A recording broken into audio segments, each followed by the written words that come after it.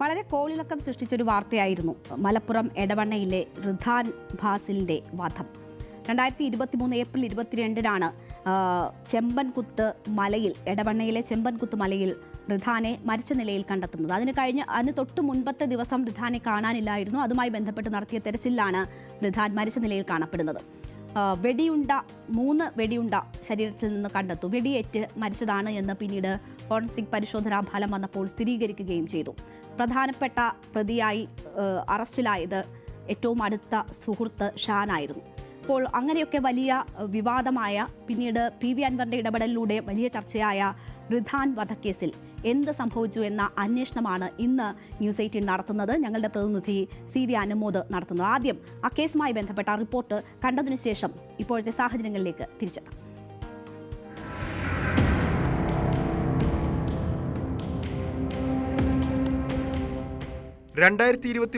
April 22-നായിരുന്നു Edavanna ചെമ്പൻകുത്ത് മലയിൽ റിധാനെ മരിച്ച നിലയിൽ കണ്ടെത്തിയത്. വെടിയേറ്റായിരുന്നു മരണമെന്ന ഫോറൻസിക് പരിശോധനയിൽ സ്ഥിരീകരിച്ചു. 3 വെടിയുണ്ടകൾ റിധാന്റെ ശരീരത്തിൽ കണ്ടെത്തി. കേസിൽ സുഹൃത്തായ ഷാൻ മുഹമ്മദ് അടക്കം 8 പേരെ പോലീസ് പിടികൂടി. വ്യക്തിവൈരാഗ്യമാണ് കൊലപാതകത്തിലേക്ക് നയിച്ചത് എന്നായിരുന്നു പോലീസ് കണ്ടെത്തൽ. ലഹരിക്കടത്ത് ശൃംഖലയിലെ കണ്ണികളുമായുള്ള വ്യക്തിവൈരാഗ്യമാണ് കൊലപാതകത്തിലേക്ക് നയിച്ചത് എന്നാണ് പോലീസ് പറയുന്നത്. മയക്കുമരുന്ന് കടത്ത് കേസുമായി ബന്ധപ്പെട്ട ദിവസങ്ങൾക്ക് മുൻപാണ് റിധാൻ ജയിൽ മോചിതനായത്. തന്നെ ചിലർ ലഹരിക്കേസിൽ കുടുക്കിയെന്നും റിധാൻ പറഞ്ഞിരുന്നു. മുൻപ് ഷാനിന്റെ സഹോദരൻ വാഹന ഇടപാടുമായി ബന്ധപ്പെട്ട ഒരു കേസിൽ പോലീസ് പിടിയിലായിരുന്നു. ഇക്കാര്യത്തിലും റിധാന്റെ ഇടപെടലിനെക്കുറിച്ച് ഷാന് സംശയമുണ്ടായിരുന്നു. ഇതിലെല്ലാമുള്ള വൈരാഗ്യമാണ് കൊലപാതകത്തിലേക്ക് നയിച്ചത് എന്നാണ് പോലീസ് കരുതുന്നത്. റിധാനെ വെടിവെച്ച് കൊന്ന ശേഷം റിധാന്റെ മൊബൈൽ ഫോൺ ചാലിയാറിലേക്ക് ഷാൻ വലിച്ചെറിഞ്ഞു എന്നുമാണ് പോലീസ് പറയുന്നത്. ഈ ഫോൺ ഇതുവരെ കണ്ടെത്താനായിട്ടില്ല. എന്നാൽ കേസിൽ പോലീസ് യഥാർത്ഥ പ്രതികളെ അല്ല പിടികൂടുന്നത് എന്നും കേസ് അന്വേഷണ സംഘം അട്ടിമറിച്ചെന്നും ആരോപിച്ച നിലമ്പൂർ MLA ആയിരുന്ന സമയത്ത് PV അൻവർ രംഗത്ത് വന്നിരുന്നു. പോലീസ് ആരെയോ രക്ഷിക്കാൻ ശ്രമിക്കുകയാണെന്നും റിധാൻ ബാസിലിന്റെ ഫോൺ കണ്ടെത്താത്തത് അതുകൊണ്ടാണെന്നും അൻവർ ആരോപിച്ചിരുന്നു. തുടർന്ന് അൻവറിന്റെ ആരോപണത്തിന്റെ അടിസ്ഥാനത്തിൽ കേസ് ക്രൈംബ്രാഞ്ചിന് വിട്ടു. ന്യൂസ് 18 മലപ്പുറം. ഷാന്റെ വ്യക്തി വൈരാഗ്യമാണ് ഈ കൊലപാതകത്തിലേക്ക് നയിച്ചത് എന്നതാണ് അന്വേഷണ സംഘം എത്തിയിരിക്കുന്ന നിഗമനം. എന്നാൽ അങ്ങനെയല്ല എന്ന ഒരു പരാമർശം നിലമ്പൂർ MLA ആയിരുന്ന PV അൻവറിന്റെ ഭാഗത്തു നിന്നും ഉണ്ടാകുന്നു. കേസ് ക്രൈംബ്രാഞ്ചിന് വിടുന്നു. ക്രൈംബ്രാഞ്ച് അന്വേഷണം തുടങ്ങി 1 വർഷമാകുമ്പോഴും ഇത് എവിടെയും എത്തിയിട്ടില്ല. യാതൊരു വിവരങ്ങളും പുറത്തു വരുന്നില്ല. ഈ ഘട്ടത്തിൽ ഈ അന്വേഷണത്തിൽ വിശ്വാസമില്ല എന്ന് തുറന്നു പറയുകയാണ് റിധാന്റെ കുടുംബം. റിധാന്റെ കുടുംബത്തെ കണ്ട് അവരുടെ ഇപ്പോഴത്തെ സാഹചര്യങ്ങൾ, ഈ കേസ് അന്വേഷണവുമായി ബന്ധപ്പെട്ടുള്ള അവരുടെ ഇപ്പോഴത്തെ നിലപാട് തുടങ്ങിയവ ചോദിച്ചറിഞ്ഞത് CV അനുമോദാണ്. ആ റിപ്പോർട്ട് കാണാം. 2023 ഏപ്രിൽ 22-നാണ് റിധാൻ ബാസിൽ കൊല്ലപ്പെടുന്നത്. കോളിളക്കം സൃഷ്ടിച്ച കേസായിരുന്നു അത്. സംഭവം നടന്ന് 3 ദിവസത്തെ കൊണ്ട് പോലീസ് പ്രതികളെല്ലാം പിടികൂടി. റിധാൻ ബാസിലിൻ്റെ സുഹൃത്തായ ഷാൻ മുഹമ്മദ് ആയിരുന്നു 1-ാം പ്രതി. മറ്റ് 7 പേരും കേസിൽ പ്രതികളായി. എന്നാൽ വർഷങ്ങൾക്കിപ്പുറം കേസിൻ്റെ കാര്യങ്ങളാകെ മാറിമറിഞ്ഞു. നിലമ്പൂർ MLA ആയിരുന്ന PV അൻവർ ഈ കേസിൽ പോലീസിൻ്റേത് തിരക്കഥയനുസരിച്ചുള്ള നടപടികളാണെന്ന ആരോപണവുമായി രംഗത്തെത്തി. റിധാൻ ബാസിലിനെ കൊന്നവരെയല്ല പോലീസ് പിടികൂടിയതെന്ന് അൻവർ ആരോപിച്ചു. റിധാൻ ബാസിലിൻ്റെ ഫോൺ അത് പോലീസ് കളഞ്ഞതാണെന്ന് അൻവർ MLA ആക്ഷേപമായി ഉന്നയിച്ചു. സംഭവത്തിൽ ക്രൈംബ്രാഞ്ച് അന്വേഷണം തുടങ്ങി.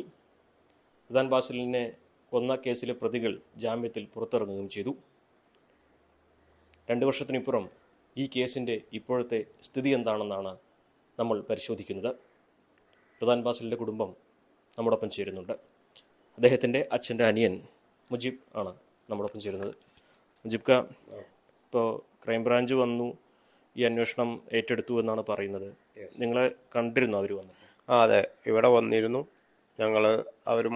ഞങ്ങൾക്ക് കിട്ടിയ ഡീറ്റെയിലുകളൊക്കെ ഞങ്ങൾ അവരോടുമായി സംസാരിക്കുകയും ഞങ്ങൾക്കതിലൊരു പ്രതീക്ഷ അവർ നൽകുകയും ചെയ്തിരുന്നു. എന്തായാലും ഇവൻ്റെ ഷാൻ്റെ പിന്നിലുള്ള ആളുകൾ ആരൊക്കെയാണെന്നും അവരെ ഞങ്ങൾ വെളിച്ചത്തേക്ക് കൊണ്ടുവരും എന്നൊക്കെ അന്ന് പറഞ്ഞിരുന്നു. പക്ഷേ ഇപ്പോഴോ അതിനെപ്പറ്റി ചോദിക്കുമ്പോൾ അന്വേഷണത്തിലാണ് എന്ന് മാത്രമേ ഞങ്ങളോട് പറയുന്നുള്ളൂ. എന്താണ് അതിൻ്റെ ഇപ്പോഴത്തെ രീതി ഒക്കെ ഒന്നും മനസ്സിലാവുന്നില്ല നമുക്ക്. വളരെയധികം ദുഃഖത്തിലാണ് ഞങ്ങളൊക്കെ ഉള്ളത്. എന്താ വെച്ചാൽ ഞങ്ങളെ മോനെ ഒരാൾ ഇങ്ങനെ സംഭവം കൊന്നിട്ട് ആ സംഭവം തെളിയിക്കാൻ ഈ ഷാൻ അല്ല അതിൻ്റെ കൂടെ പിന്നിൽ ആളുകളുണ്ട് എന്ന് ഒന്നടങ്കം നാട്ടുകാരും അവൻ്റെ സുഹൃത്തുക്കളും കുടുംബം ഒന്നടങ്കം പറഞ്ഞിട്ടും ഒരു എന്താ പറയുക, നമ്മളെ വെല്ലുവിളിച്ച് നടക്കുന്ന പോലെയാണ് അവർ നമ്മുടെ മുമ്പിലൂടെ നടക്കുന്നത്. നമ്മളെ കൊണ്ടൊന്നും ചെയ്യാൻ കഴിയില്ല എന്ന് വെല്ലുവിളിക്കുകയാണ്. നമുക്ക് ഏതായാലും അത് നിയമത്തിൻ്റെ വഴികളിൽ അല്ലാതെ നമുക്ക് ആരെയും ഒന്നും ചെയ്യാൻ നമുക്ക് ദൈവം അതിനുള്ള അനുവാദം തന്നിട്ടില്ല. അതുകൊണ്ട് നമ്മൾ എന്തായാലും ഇതിൻ്റെ കുറ്റവാളികൾ ഇന്നല്ലേ നാളെ ഞങ്ങൾ മുസ്ലിങ്ങൾ ഈ പറയുന്ന മാതിരി ഇല്ലെങ്കിൽ പരലോകത്തെയും വെച്ച് ഞങ്ങൾക്ക് അവരെ മുട്ടുമെന്നാണ് ഞങ്ങളെ പ്രതീക്ഷ. ഈ ഷാനും റിദാനും സുഹൃത്തുക്കളായിരുന്നല്ലോ, എന്താണ് ഈ കൊലപാതകത്തിൽ നയിച്ച കാരണം എന്താണെന്നാണ് മനസ്സിലാക്കാൻ കഴിഞ്ഞത്? അതിലാണിപ്പോൾ നമുക്കുള്ളത്.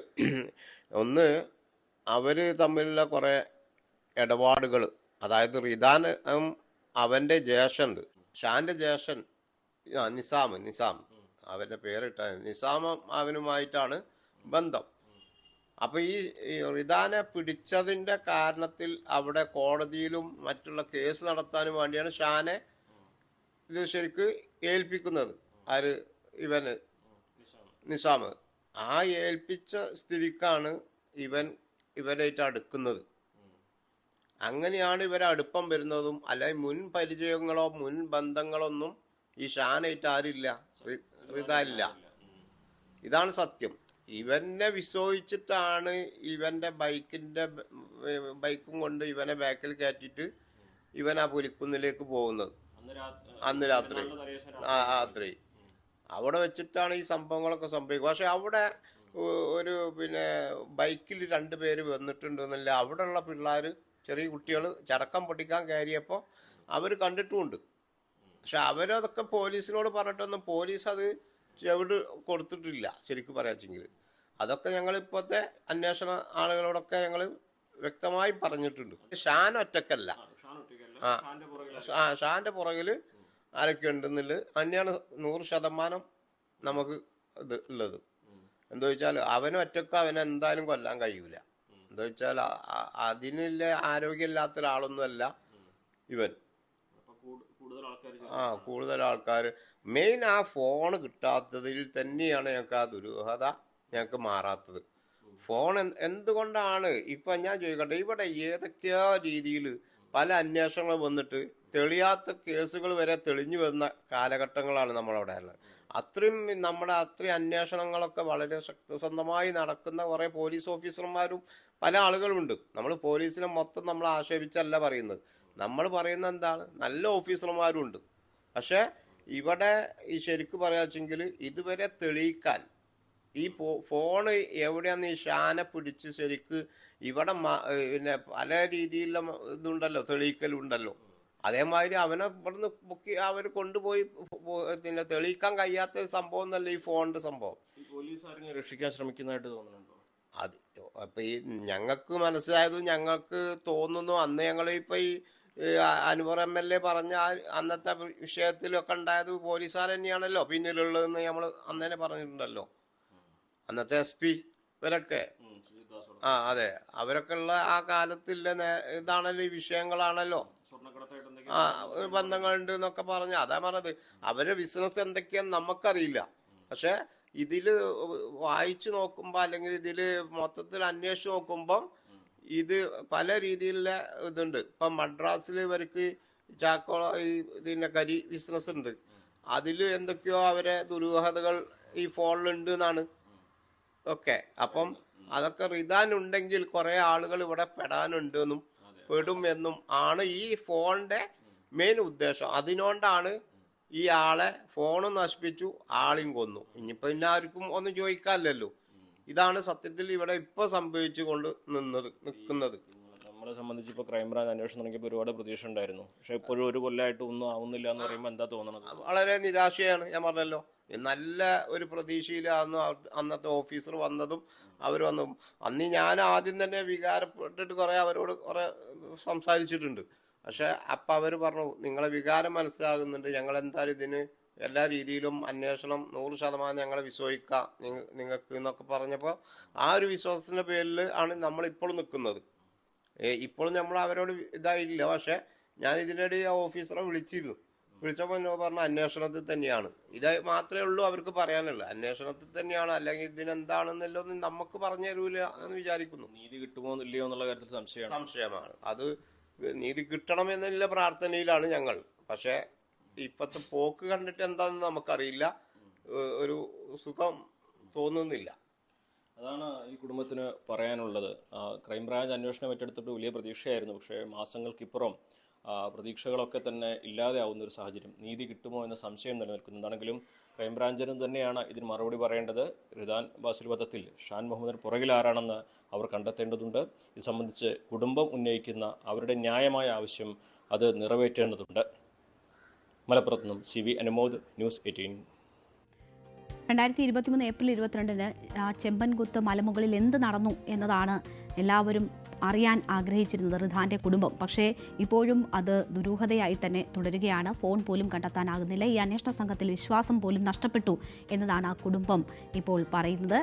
എന്തായാലും സത്യം പുറത്തു വരണം എന്നതാണ് നമ്മൾ ആഗ്രഹിക്കുന്നത്. ആ കുടുംബത്തിൻ്റെ ഇപ്പോഴത്തെ പ്രതികരണം, അവരുടെ അവസ്ഥ അത് അധികാരികൾക്ക് മുന്നിലേക്ക് എത്തിക്കുന്നു എന്നതാണ് ന്യൂസ് 18 ഈ സംഭവവുമായി ബന്ധപ്പെട്ട് ഏറ്റെടുത്തിരിക്കുന്ന ദൗത്യം. എന്തായാലും നമ്മളുടെ സമയം ഇവിടെ അവസാനിക്കുകയാണ്.